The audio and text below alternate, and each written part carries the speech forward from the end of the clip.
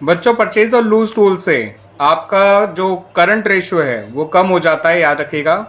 Because loose tools को current asset नहीं माना जाता, मगर कैश तो चला गया जिसकी वजह से आपका कोई करंट रेशियो डिक्रीज हो गया। एंड इवन क्विक रेशियो भी डिक्रीज हो जाएगा अगर आप लूज टूल परचेज कर रहे हैं फॉर कैश।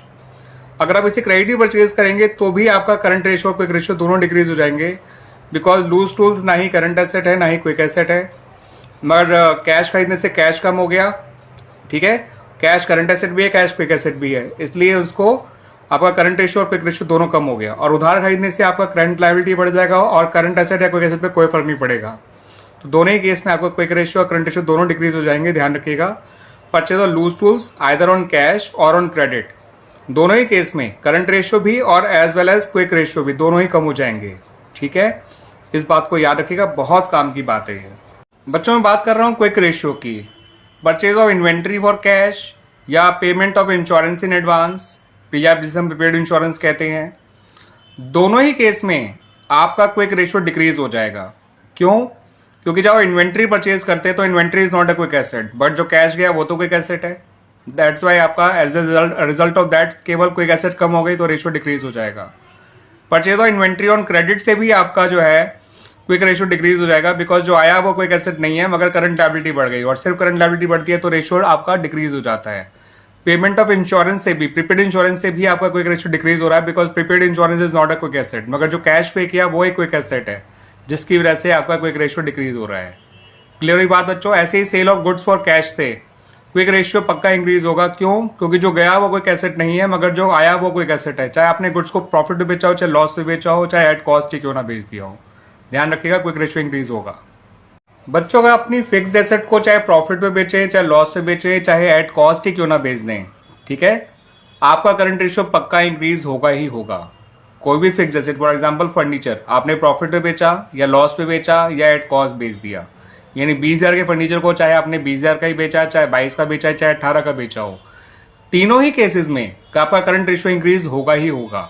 इसका एक सिंपल रीजन ये है बच्चों कि जो गया वो फिक्स एसेट है, करंट एसेट नहीं है, मगर जो आया वो आपका करंट एसेट है। कैश या बैंक या डेटर्स भी अगर आए अपने उधार बेचा है तो तीनों ही करंट एसेट्स हैं। That's why as a result of that सिर्फ करंट एसेट इंक्रीज हो रही है, और जब सिर्फ करंट एसेट इंक्रीज होती है तो रेशियो इंक्रीज होता ही होता है। ठीक है बच्चों अगर आपका रेशियो ऑलरेडी लेस देन 1 है, फॉर एग्जांपल 0.8:1 या 0.7:1, करंट रेशियो की बात कर रहा हूं मैं, तो दोनों के बढ़ने से रेशियो बढ़ेगा, दोनों के कम होने से रेशियो कम हो जाएगा। ठीक है, इस बात को याद रखिएगा। यानी गुड्स परचेज ऑन क्रेडिट करने से रेशियो बढ़ेगा और कैश पे टू क्रेडिटर से रेशियो कम हो जाएगा। यानी कि अगर आपका करंट रेशियो लेस देन 1 है, यानी 0.8:1 या 0.7:1 या 0.5:1, तो करंट एसेट और करंट लायबिलिटी अगर दोनों सेम अमाउंट से बढ़ते हैं तो करंट रेशियो भी बढ़ेगा। करंट एसेट और करंट लायबिलिटी दोनों अगर सेम अमाउंट से कम होते हैं तो करंट रेशियो भी कम हो जाएगा। ठीक है बच्चों, तो मैंने आपको बता दिया कि जब रेशियो मोर देन 1 होता है, जब रेशियो इक्वल टू 1 होता है और जब रेशियो लेस देन 1 होता है, तो तीनों ही सिचुएशन में करंट एसेट और करंट लायबिलिटी के सेम अमाउंट से बढ़ने से और सेम अमाउंट से कम होने से रेशियो पे क्या फर्क पड़ा करता है। मेरे पिछले पोस्ट देख लीजिएगा, वहाँ मैंने मोर देन 1 और इक्वल टू 1 वाले केसेस भी समझाए हुए हैं। ठीक है बच्चों, अगर आपका करंट रेशियो मोर देन 1 है, फॉर एग्जाम्पल 2:1, तो अगर दोनों करंट एसेट और करंट लायबिलिटी सेम अमाउंट से बढ़ते या सेम अमाउंट से कम होते हैं तो करंट रेशियो अपोजिटली रिस्पॉन्ड करेगा। यानी कि दोनों के सेम अमाउंट के बढ़ने से रेशियो कम हो जाएगा, दोनों के सेम अमाउंट के कम होने से रेशियो बढ़ जाएगा। ठीक है बच्चों, यानी कब होगा ऐसा? जब रेशियो ऑलरेडी मोर देन 1 है और दोनों करंट एसेट और करंट लायबिलिटी सेम अमाउंट से बढ़ेंगे या सेम अमाउंट से कम होंगे, तो रेशियो हमेशा अपोजिटली रिएक्ट करेगा। जैसे गुड्स परचेज ऑन क्रेडिट से रेशियो डिक्रीज हो जाएगा, कैश पेड टू क्रेडिटर से रेशियो इंक्रीज हो जाएगा। ठीक है बच्चों, इवन रिडम्पशन और डिबेंचर से भी रेशियो डिक्रीज होता है, क्योंकि डिबेंचर जब रिडीम किए जाते हैं तो उस साल वो करंट लायबिलिटीज होते हैं। दैट्स वाई रेशियो इंक्रीज हो जाएगा।